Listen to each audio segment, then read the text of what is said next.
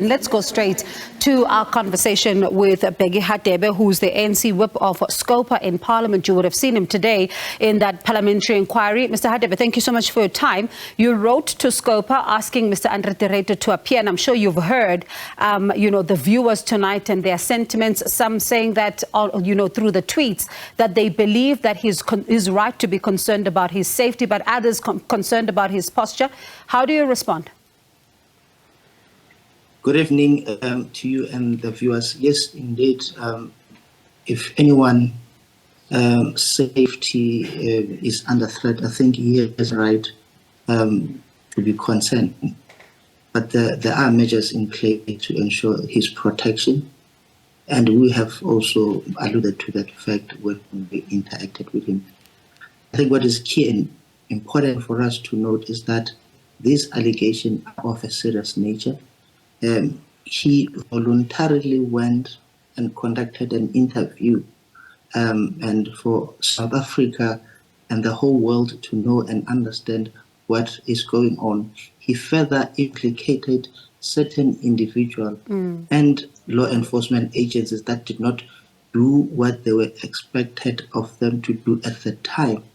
It was his own voluntarily a will to go out in public.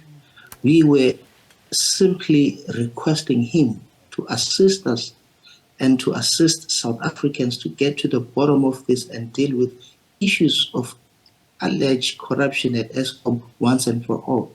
That's the primary reason why we have convened the meeting and requested him to assist us. So would you say he was not aware of the kind of help that SCOPA would require from him following that particular interview, or in your reading, was there something else at play? No, he was aware. We've dealt with issues of Eskom while he was still in charge of Eskom. At the time, there was no need for us to summon him. He was so cooperative, and there was no indication or sign at any stage that he is a man that wouldn't be in a position to assist South Africans deal with issues of crime and maladministration. So at this point in time, we did not summon him. We took it for granted that he will cooperate as he has done and went public to disclose and inform the public and the whole world of what was happening.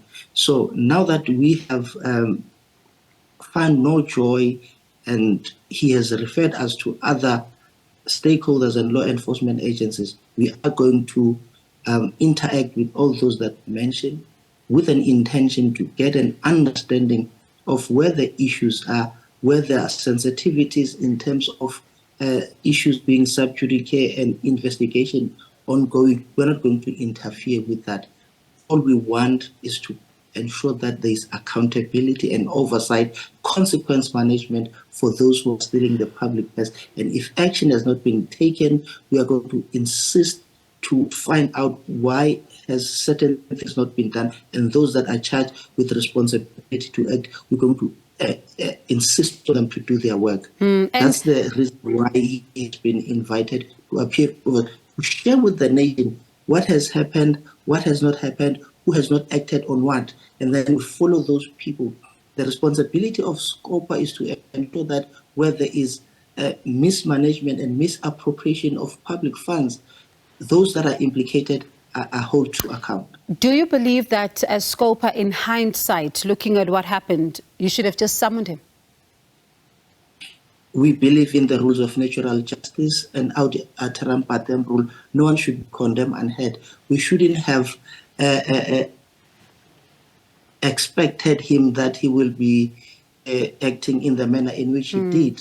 Like I said, 3 years in us interacting with him, he's been very cooperative. We have done what we ought to have done at this point in time, and he cannot accuse us in future when we summon him, because we would have afforded him an opportunity. 3 hours in a meeting where we have pleaded with him to assist us. The next step, like I said, if everything else fails, will be to resort to someone for him to be able to take oath or affirmation and be forced, as per the constitution of this country, divulge information before SCOPA. Mr. Hadebe, pardon me for coming in there. Do you think he'll cooperate, though, with that, or do you see this potentially playing out in the courts if need be? No, he has committed that he is willing to cooperate, and he has made an undertaking on several occasions when we interacted with him in camera and in preparation for the meeting of today. All that right. He is, even in his submission, the submission that he wrote, he indicated that he is willing to assist us. The DA, I'm sure you've seen this, and it also came up in the inquiry as well, through a comment. But there's a full statement now with the Democratic Alliance saying the rejection of the ad hoc committee to investigate allegations of rampant corruption and criminal cartels operating at Eskom. This should be what we saw unfolding today should be put on the doorstep of the ANC, saying that the ANC used its majority to squash this particular investigation that they were proposing needs to take place in Parliament. How do you respond? DA, they're just simply playing politics and they're being economical with the truth. The truth of the matter is that the rejection of ANC for an ad hoc committee, we have said and stated clear and categorically that currently there are measures in place, relevant and competent committees to deal with this matter. Mr. De Ruyter is appearing before Parliament today precisely because of SCOPA is the relevant authority to deal with this matter. We did not see any need of reinventing the wheel and establishing committees as if there are no current sufficient structure to deal with this matter.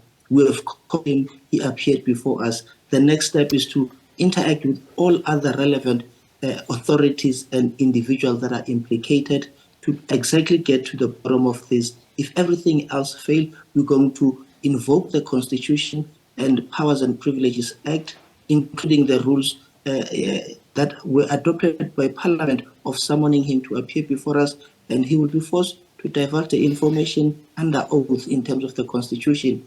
So to say we have failed to deal with this matter, it is not correct and it is economical with the truth. SCOPA is on top of things.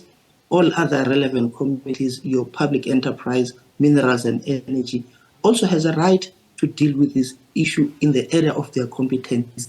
Ours is to follow money in terms of misappropriation of public funds. All those implicated in misappropriation of funds will have to appear before SCOPA and account and take public into confidence of what exactly happened. The law enforcement agencies, if they have not acted, SCOPA will have a duty and a responsibility to ask them why have they not acted. So we have not failed and we have not shielded anyone in relation to the issues at Eskom. All right, I'm told we're out of time, but very briefly in about 20 seconds. The problems at Eskom persist. I mean, we've seen stage 6 once again this particular week, but there is still a debate that is raging on in the public domain, and this is something that we were told was going to be sorting out the problems at Eskom.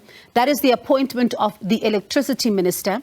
We sit here, we're still seeing the discourse in public around what exactly is he meant to do. There's still some conversations around what powers must be taken from here, functions there, to actually give to him.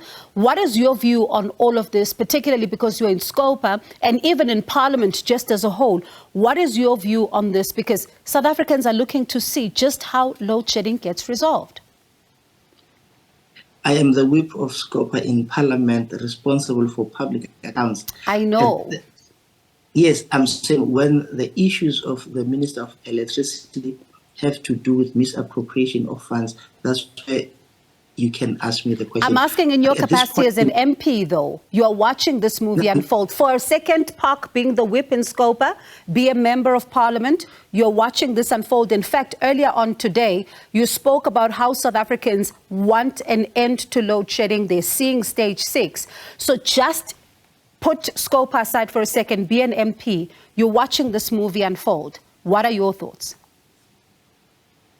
The relevant authority and the structure in this point in time will be the presidency, and ministry in the presidency should be able to take South Africa into confidence and explain in terms of what ought to happen and what has not happened at this current juncture. Once we are all privy into the nitty-gritties and the happening within that aspect, SCOPA will then be able to say this is the step that we need to take as a standing committee on public accounts. Bheki Hadebe, always a pleasure. Thank you so much for your time this afternoon. Appreciate it. That was Bheki Hadebe. He is the ANC Whip of SCOPA. And of course, we're talking about that important story which even leads our bulletin, the former CEO of Eskom, Ruyter, appearing before SCOPA. A lot of people, mixed reactions on what happened there.